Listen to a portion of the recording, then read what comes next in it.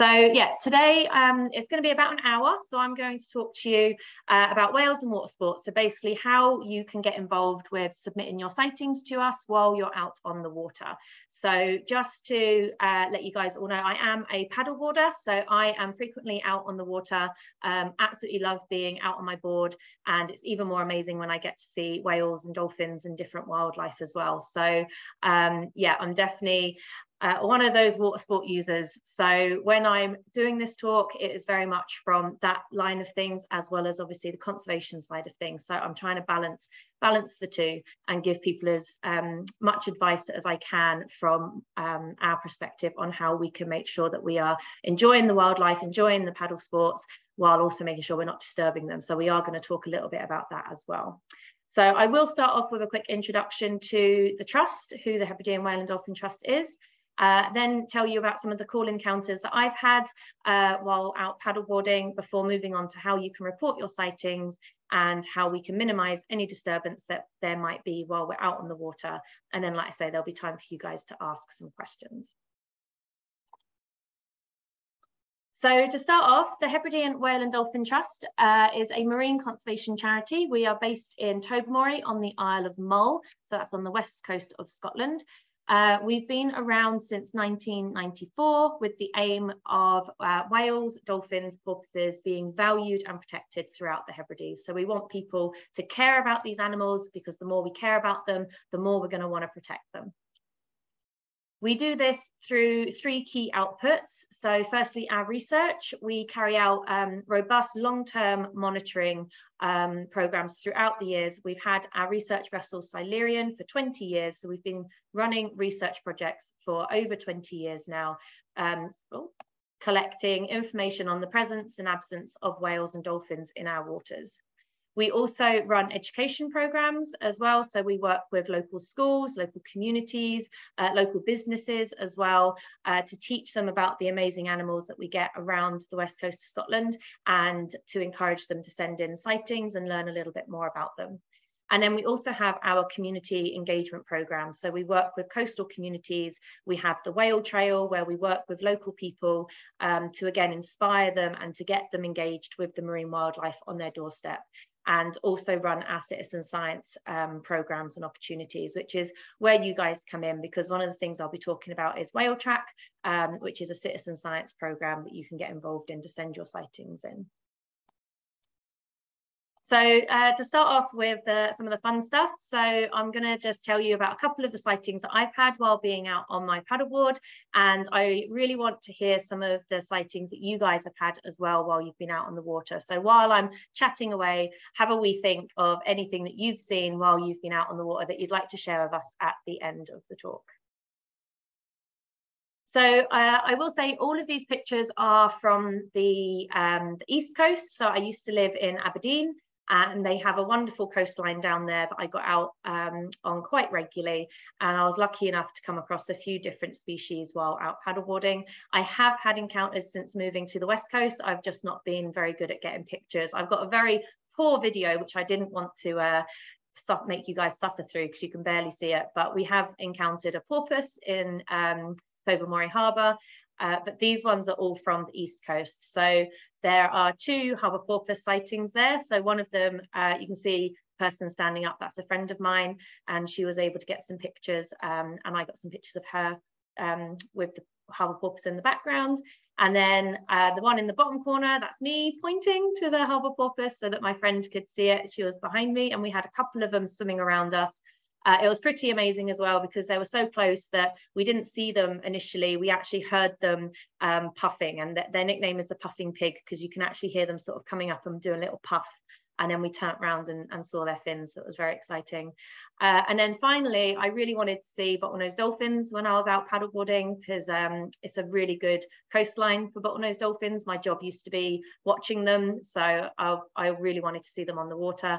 And luckily, one day when we were just out for a very short paddle, we had a small pod of bottlenose dolphins swim past us, and one of them did get quite close. I feel like in this picture that was actually a very close encounter, and I was a little bit like, please don't get any closer.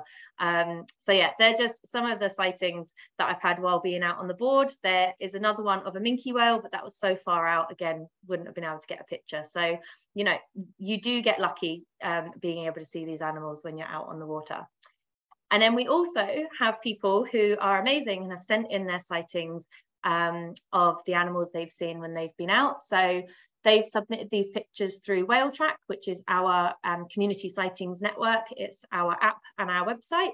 So we've got the South Skye Sea Kayak in 2019, had a wonderful encounter with a minke whale. And then Jonathan Bramley in 2022, so this year, had some really nice common dolphins swim past when he was out on his kayak. So yeah, these are kind of the sightings that I'd love for you guys to send in, and obviously share your pictures with us as well. So I will talk a bit more about that in a second.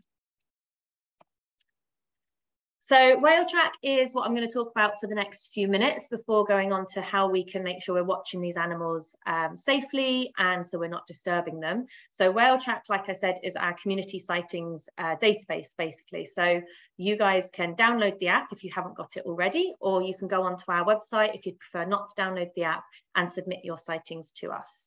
So we launched it in 2017. And we wanted to make the app a really easy, streamlined way for people to send their sightings to us. Because, you know, the easier it is, the more people are actually going to send their sightings in. So we've got 3 different modes that you can send sightings in. We've got excursion mode and the land-based watching mode.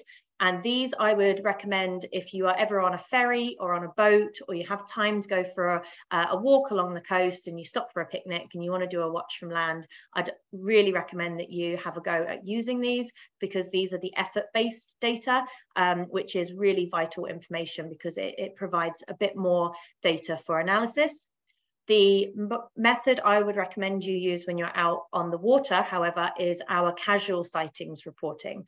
And this is due to the other modes. Excursion mode does drain the battery. So I would prefer you guys to have your communication device full of battery than doing an excursion and sending in your data. So I'd recommend doing casual sightings, and you can do this either at the time when you see the animal, or if you remember all the information, you can do it when you're back on dry land.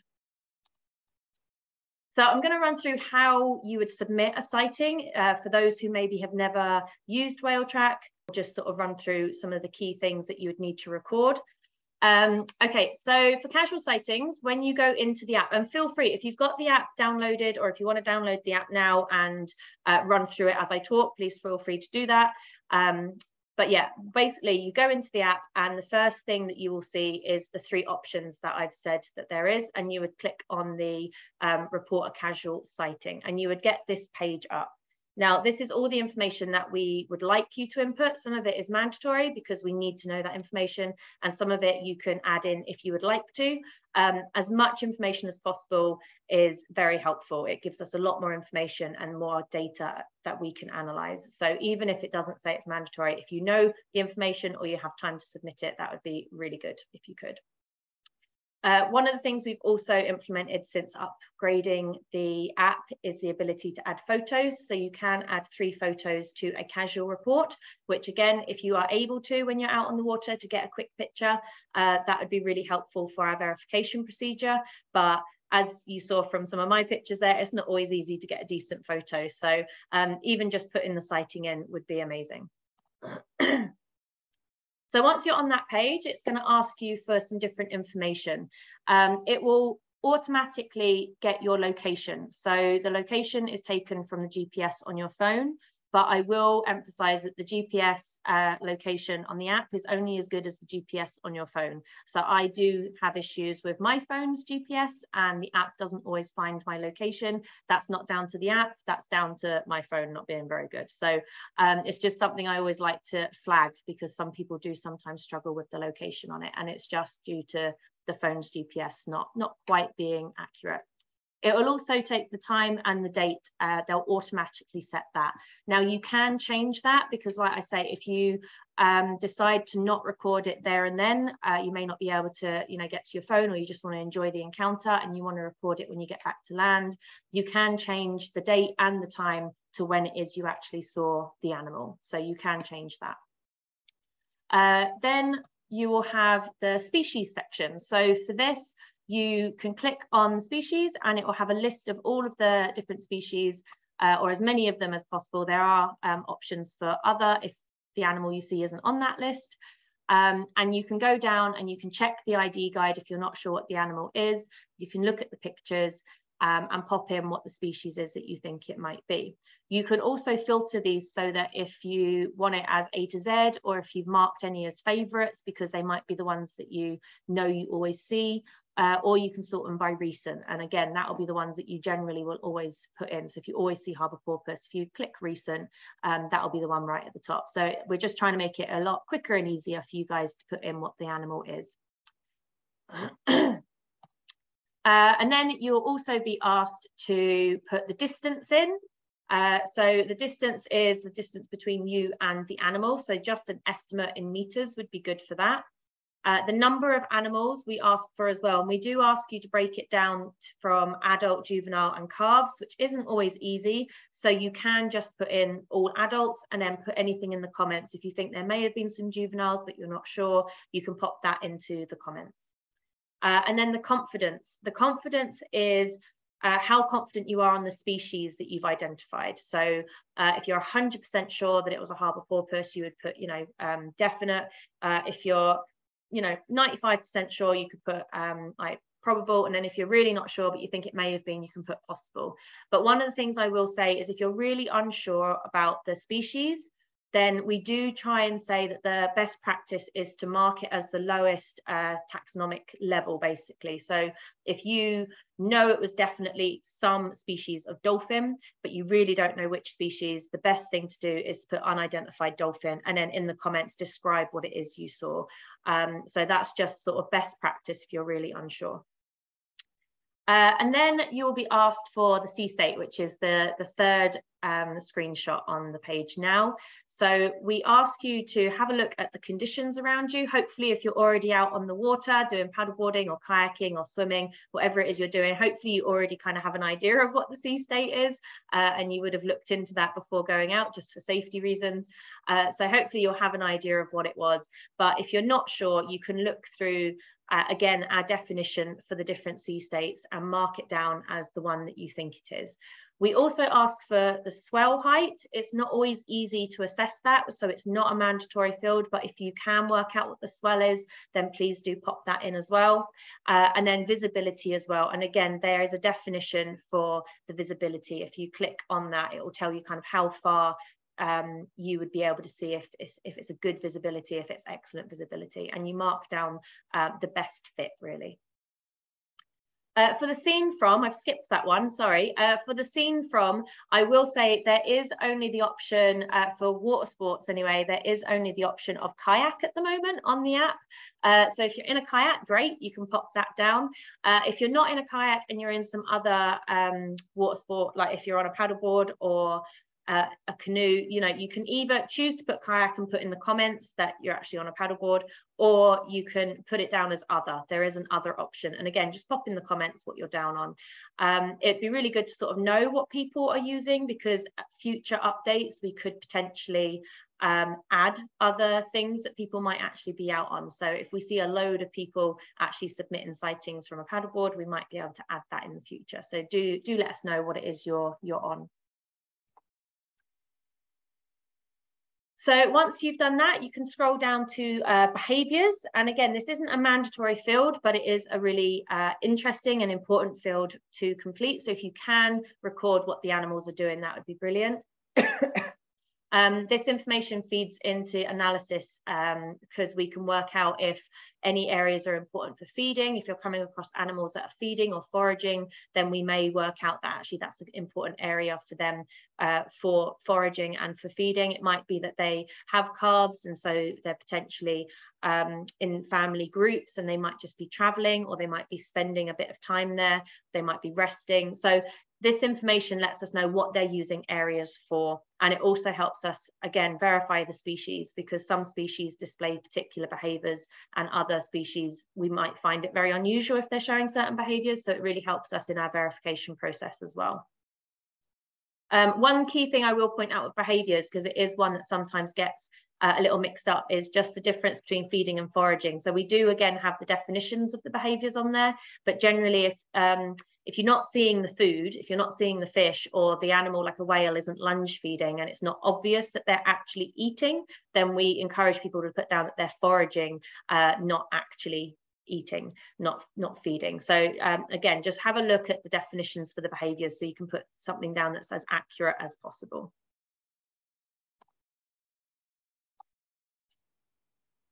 Brilliant. So the last bit is you can do photos, which I'll talk about in a second though. You can pop down if there's any feeding birds. So again, this is up to you if you want to pop that down, and it is just to let us know if there's any feeding birds. Potentially means that there is food in the area, and it could again give us a little bit more information with the analysis side of the data. But the thing I do always emphasize, and I have mentioned it several times, is the comment section. It is really useful for us who's on the other side of the computer looking at all the data that you're sending in. If you can add as much information as possible about the sighting, whether it be if you know what the feeding birds are, if you want to say a little bit more about exactly what it is you saw, if you weren't sure of the species, you can describe it to us. That's really helpful information. But also just sharing the sighting. So we do try and share people's sightings on social media and in our newsletters. So the comment section is kind of where we'll pull some of these stories from. So if you do have time to say how amazing it was seeing this whale next to your kayak, then please do put that in so that we can share that with other people.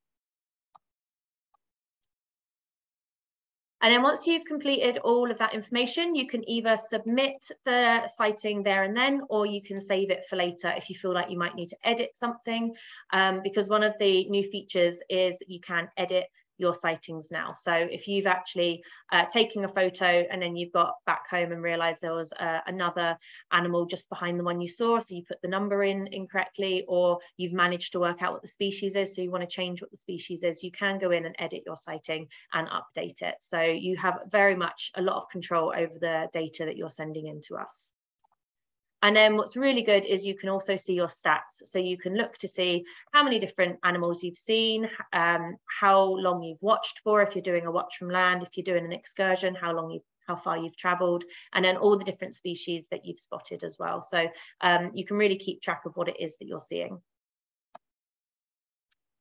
And then for photos, if you're lucky enough to get more than 3 good images, I'm not expecting many people to get amazing images while they're out on a kayak or a paddleboard. But if you're a photographer and you go out with a camera and you get a lot of good images that you want to send in to us, or if you're using WhaleTrack for a watch or an excursion and you have more pictures, then you can submit them through our photo portal.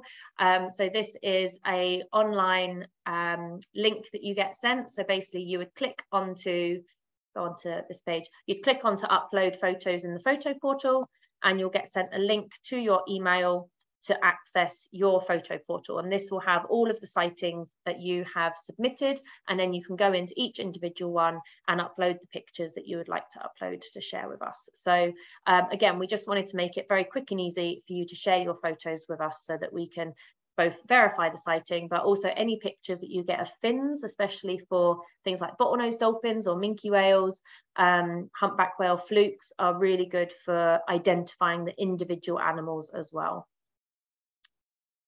So yeah, also the photos help us work out the behaviors as well. So like in this image, this is a basking shark, but it's actually 2 basking sharks swimming nose to tail, and this is what we believe a courtship behavior. So sending in a picture like that is actually really, really interesting and lets us know that they're using that area for courtship. So all the data that we're asking you to send in really helps us to learn more about the animals in our waters. So we do hold the largest database of its kind in the UK, and especially for the West Coast. So our aim is to get as much information as possible so that we can provide this to the people responsible for protecting the species and the habitats. So we do share the information with government bodies, and it does feed into things like marine mammal plans and protected areas. So we can learn a lot from the sightings that you send in, both the excursions, effort-based, but the casual ones that I'm encouraging you to do when you're out on the water. You can monitor the distribution of the animals and also work out where they are going. So track the animals and, like I say, identify those important areas as well. So these are just a few slides to tell you kind of some of the things we can learn. So from casual sightings, we can learn things like the biodiversity of species. So this is just for the West Coast. So if anyone is around Scotland, we are collecting information, data, sightings from across Scotland as well.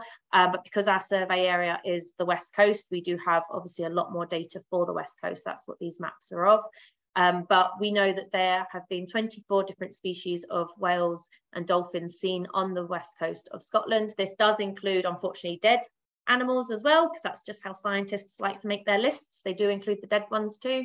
But it shows an amazing diversity of species on the west coast. And 16 of these have been recorded on Whale Track, and we do have 8 regularly seen species as well. So it's an amazing place for these animals.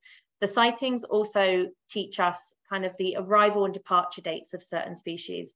So, you know, you might be going out potentially in the winter or in the autumn, and you might see a minke whale, and it could potentially be the last sighting that we received that year of a minke whale. So, you know, the records that we have would be, oh, that's the last time. So maybe in December is the last time we saw a minke whale, and then you might see the first minke whale again in maybe March or April. So it lets us know the times of years that these animals are starting to be seen and when they're leaving as well. And these are they are appearing to change as well. So we are seeing anomalies. So things like common dolphins a few years ago started being seen in winter in Ullapool area.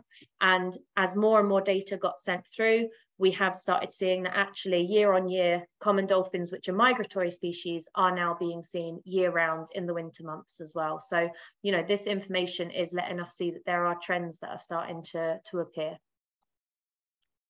And it also helps us with rare sightings as well. So we have had things like the turtles showing up. So we had one in January this year, and we know that there was a similar sighting in January last year as well. So again, having this information allows us to start plotting it over time and seeing if there's any pattern emerging.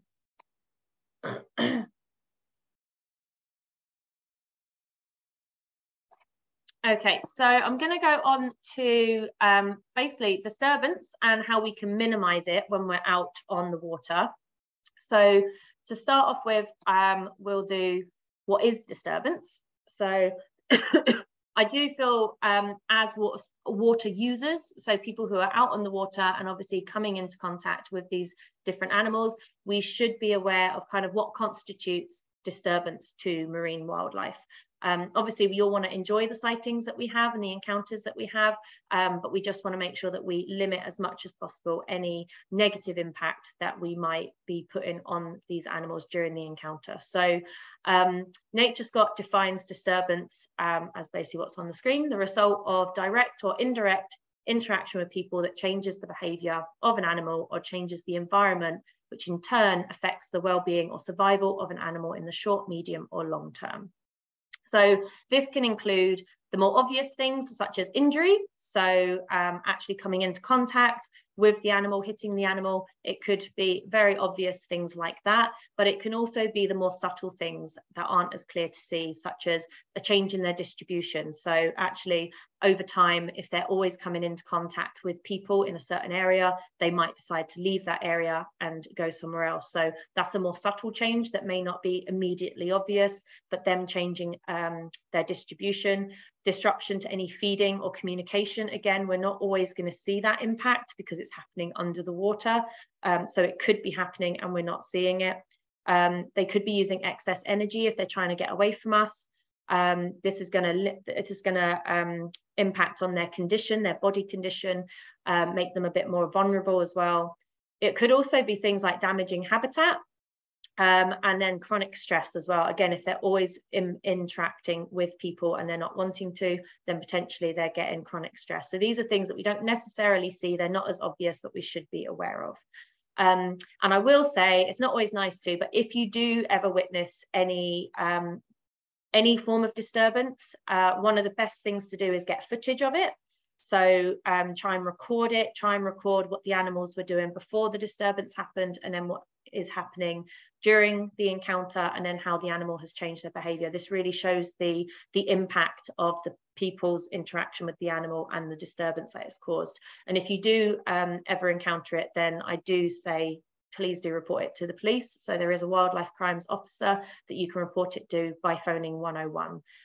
So it's not always nice, but I do like to make sure that people know that, you know, it is a crime to disturb these animals. So if you do ever witness it, you can report it. So how to work out if you are kind of disturbing the animal, if you are changing the behavior. So for whales and dolphins, it might be things like they are surfacing less frequently. So it might be that you are paddling along, you may not have even seen them, but if you have seen them in the distance and they're surfacing quite a lot, and then you're in the area and they stop surfacing so much, that might be, you know, they have changed their behavior slightly. It might be, if, you know, they're checking you out, or they're just not coming to the surfaces regularly. So things like them coming to the surface less frequently might be a bit of a red flag that they're not too happy with you being in the area. Things like tail slapping or head slaps. These can be them communicating with one another, or a hunting technique. But again, if you're in the area, it's adding that extra kind of contribution to their behavior. So if they weren't doing it before you got there, and they are now doing it, and it appears like they're doing it in an aggressive way. So you can kind of work out the body language of animals if you observe them. So yeah, if you're coming across tail slapping, head slapping, any form of aggressive behavior, then again, that is probably they're unhappy with you being there, so to move away. It can also be for whales, things like trumpet blows. So again, they're just kind of exhaling their breath, and they're not overly happy again with you being there. So it's good to just observe the animal's behavior, work out if what they're doing is maybe what they were doing before you got there, if you could see them from a distance, and if there's anything that's changing, and you work it out. You know, if you just sort of watch them, you will work it out. Another thing for dolphins as well is, and it's quite a clear sort of body shape, is some dolphins, if they're jumping out of the water, actually arch their back, so they create like an S shape in their body, and this is believed to be kind of a sign of unhappiness, aggression, sort of. So if you ever see kind of a bottlenose dolphin, I've seen it happen to a few times. So if you ever see them try and jump out and contort their body to a sort of S shape, that is believed to be an unhappy shape. So look out for that as well. I am going to touch on seals as well, because these are the animals that will likely come across quite regularly when we're out on the water, because we are generally closer to shore as well. So you might come across seals that are out on the beach. So seals do feel much more at home in the water, so they can actually display quite a lot of curiosity towards us. They might approach us, come and check us out. They might bottle behind us, so their head poking out of the water, watching us, and then suddenly dive quickly, especially if we've moved. Or I generally have it that I don't even know the seal's there, and I sort of hear something turn around and then suddenly it's gone. So it is harder to disturb seals that are in the water, because generally they'll come and check you out, and they can move away quickly if they're not happy with how close they are to us or we are to them. It's more generally the ones on the land that I focus on, trying to minimize any form of disturbance to. The seals that are on the land are generally resting, so they will be conserving their energy. They might be molting, or they might be nursing their young. So they are on land for an important life process. So it's important not to scare them back into the water. It is also, so one of the things that we say for kind of the molting process is it's basically thermoregulation. It's a big word, but basically they go out and they are trying to stay dry, because that helps them with their molting process. And then they'll try to sort of stay out the water until they've molted enough of it to get their waterproof fur back. So generally, if they're molting, that's taken up a lot of energy as well. So scaring them off into the water, it's going to take them a long time to get back out and build up that energy again. So they do have quite poor vision. Generally, they'll smell first, then they'll hear, and then they'll see. So this is just something to be aware of when you are kind of getting anywhere near where seals might be. They will smell you, then they'll hear you, and then they'll see you. So it is helpful to consider this when looking to reduce any impact that you have. You might need to change how close you are to the animal. Consider the wind direction, because obviously, you know, if the wind is going towards them, they're going to be smelling you probably from a distance. They might be hearing you from further away as well. So consider how loud you are if you are talking to one another. And try not to get too close. And I'll talk to you about distance with animals in a second. But for seals, looking at the behavior again, that's one of the key things really, is to learn the behavior of the animals that you're going to be coming into contact with, and recognizing when you've kind of gone too far. So these images show, the first one is the seals' heads are up, so they are relaxed, but they're aware, they know you're there, and you know, a few of them have their heads up and are noticing you. Then the next one is they're starting to shift position. So they're all aware now. And this is kind of what we call the tripwire moment. So this is when you can, basically there's a right and wrong choice. You can make the right choice, move away, because these seals know you're there. They're getting a bit shifty and they may jump into the water. You don't want that to happen. So move away from them, keep your distance, go somewhere else. Or you could make the wrong choice and get too close to them, and they will stampede into the water. They've panicked and they've gone. So stampeding isn't the nicest thing to witness, and it's not the best thing for them either. Seals can get injured in this process, especially if they're high up. They could fall on rocks, they could clamber over each other, they do get injured. So we don't want this happening really. So just really keep an eye on, you know, what their heads are doing. Are they getting shifty? If they are, move away, you're too close. So how can we minimize and limit our impact on the animals? So I will be talking about some of the, I guess, schemes that you can go on, some of the accreditations you can get. I will encourage, especially if you are an operator or an instructor, these might be things that you would consider going on to become accredited. So one of the things is the WISE scheme. So this is the National Training Scheme for Minimizing Disturbance to Marine Wildlife, and its aims is basically to promote responsible wildlife watching. They do it for boat operators, and they have recently set up an adventure course as well for water sport users. So it is something that I would recommend you look into. There is also the guidance from NatureScot. So this guidance aims to minimize disturbance to the wildlife, while also improving your chances to see the wildlife as well, because that's, you know, some of us do really want to see these animals, so it will increase your chances of seeing them if you're, you know, watching responsibly and minimizing any impact to them. And it also sets out recommendation and advice and helps you keep within the law as well, because like I say, disturbing the wildlife is a crime. So some general guidance before going on to species specific ones is to consider the time of year. So is it the time of year where migratory species might be turning up? Things like humpbacks and minke whales, basking sharks generally are showing up more in the summer months. So be aware that these might be species, if you're further away from the coast, that you might encounter. There is no set breeding season or calving season for cetaceans. They do generally will give birth, especially dolphins, year round. But in the summer months, we do see a lot more calves. So being aware of whether there are calves around is also really important as well. For things like seals, breeding season for grey seals is between September and December. They molt in January, just about going into February. And for common seals, they will breed in June and July and molt in August. So they're kind of the times of year to be aware of for seals. They'll be on land, they'll have their pups, they'll be feeding their young, they'll be molting, they'll need to conserve energy. So being aware of that sort of time of year for seals is good to have in mind as well.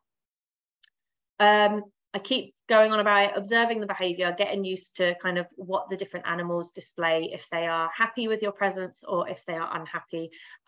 Just sort of, you'll learn that as you watch them. And then distance. Minimum of 100 meters away. I will get a bit more specific in just a second with different species and different circumstances, but minimum of 100 meters that you should be approaching these animals. If they get closer to you, they're controlling the encounter, that's fine, but you should not be getting any closer than 100 meters to them. And generally a good rule is to not stay any more than 15 minutes. So try and sort of veer away from them after about 15 minutes of the encounter. So I will say a lot of this guidance is aimed at boat operators. However, it is very relevant for us as well. So this is an image that WISE share quite a lot for boat operators, but I do think this is what I generally will use if I'm out paddleboarding as well. So it is good practice. So for cetaceans and for sharks, so things like basking sharks, like I say, 100 meters, but if they have calves, if they have young or they are feeding, it should be 400 meters. So again, just look to see if there's any calves around, if there's any pups around, and keep a further distance away. And if they are feeding, if they're looking like they're doing foraging behavior, again, don't get too close. If there's a lot of feeding birds around, that's a good indication that they may be foraging and feeding. So please don't get any closer than 400 meters. Stay calm. I've added that because it's very exciting seeing these animals. I will admit a few times when I've seen the animals, I was initially standing up on my paddleboard and then got far too excited. I nearly fell in, so I sat down. So that is definitely something I would recommend if you are a paddleboarder and you're standing up. Sit down, because it can get quite wobbly if you're watching these animals. You're spinning all around because they're swimming around you. Get into a balanced position, and falling is clearly going to scare them off, and you want to see these animals. So yeah, get balanced, stay calm. The approach that you should have, so if you can see the animals in the distance and you would like to get a bit closer to them, then approaching at an oblique angle, just so you're not going directly at them and you're going more to the side of them. So just consider the angle that you're taking as well as the distance, like I say, and don't separate the pods. This can be quite hard if they're quite spread out. If you've got quite a lot of animals around you, that's very lucky, but try not to split the pods up. And generally, if they are approaching you and they're getting quite close to you, just put your paddles down, sit, enjoy the encounter, let them pass, and then continue on their way once they've passed you. So for like that dolphin encounter that I mentioned at the start, they got quite close to us, so we stayed our distance away from them. They started getting quite close to us, so we just kind of sat down, put our paddles down, got our phones out to get a picture, and just let them pass. And once they were far enough away, we then paddled on. So yeah, letting them control that encounter is probably the most important thing there. And then for seals, again, 100 meters from the seals that are hauled out on land, I'd recommend slowing down as well. So again, they're going to be picking up on your smell, they're going to hear you, and then they're going to see you coming. So slow down, assess their behavior. Again, make sure you're not getting too close, look for that tripwire moment. And work out what you need to do, whether you need to go a different way. A lot of the time, I will say, if I see seals on land in the distance, I will actually completely change my direction, because, you know, seeing them from a distance is lovely enough. I really don't want to scare them into the water. So I will generally, if I want to go around a part of an island and I see seals, I'll go around the other side. I prefer that than scaring them all off. Also, I think a few of us probably enjoy exploring any of the islands that we might paddle around. If you do see seals hauled out on beaches or on land, don't land where they are, because again, if you're landing on the haul out sites where they are going to get scared into the water. So if you want to land somewhere away from these animals. Also consider that they aren't all equal, so take extra care around things like any pregnant females. So grey seals will have pups for 3 weeks, which they have to look after, so that their pups are dependent on their mums for about 3 weeks, feeding, and then their mums will basically leave them, and then the pups will be growing into their waterproof coat before they go off into the sea to hunt. So the mums will sometimes leave the pups before the 3 weeks is up, but that's because they're going off to feed. So if you do ever come across a seal pup alone, please don't approach it. because you might scare the mum off from actually coming back to the pup. If you are concerned about it, do kind of observe it and contact the British Divers Marine Life Rescue. But generally, yeah, the mums will come back for the pups, so don't get too close to them. And I did mention, but I'll just re-emphasize that pupping season is kind of like September to December for grey seals and June and July for the common seals. So I mentioned the WISE scheme earlier. So this is the adventure scheme. This is the one that if you are an instructor that I would recommend you looking into. So you do pay for this one, but it is an accreditation. So you'll get a sticker and you'll basically learn all of the stuff that will make sure that you are doing it all responsibly and you're not impacting on these animals. So for boat operators, it's a really good way to promote to their audience, to the people coming to them, that they are responsible operators. So the WISE accreditation does similar thing for water sport instructors. So do have a look into that on their website. I have got the link to their website at the end.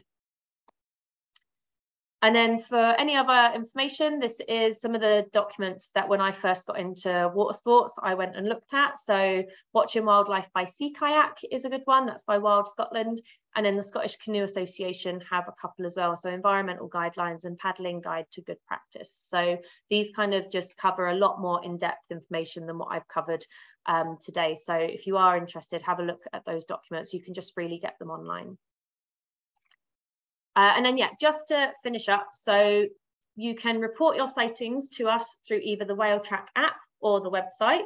If you're on a kayak, a paddleboard, anything like that, and you need to make sure your phone battery is not going to die, I would recommend doing the casual sightings either there and then or after the fact. And if you are ever on a boat or a ferry, or you just go for a wee walk, then please do have a go at the excursion mode or the watch from land. This provides us with effort-based data, so it is really, really useful. If you ever get a chance, do submit your photos to us. It's great, like from that slide I showed you before, it's really cool to see people in their kayaks having these animals coming up and checking them out. So please do share any photos with us. And you can keep up to date as well with everything that we're doing on our social media pages or our website as well. So, oh, I finished on time. We've got 10 minutes, which is really good because I did want time for you guys to share any encounters that you have or to ask any questions. So there's some links on the page there. So if you were interested in things like the WISE scheme, that's their website. And then the Whale Track website is on there as well if you do want to download or have a look at that. But what I'll do is I'll stop sharing my screen and stop recording, and we can have a wee chat if you have any questions, or if you just want to share any of the cool sightings that you've had while you've been out, please do.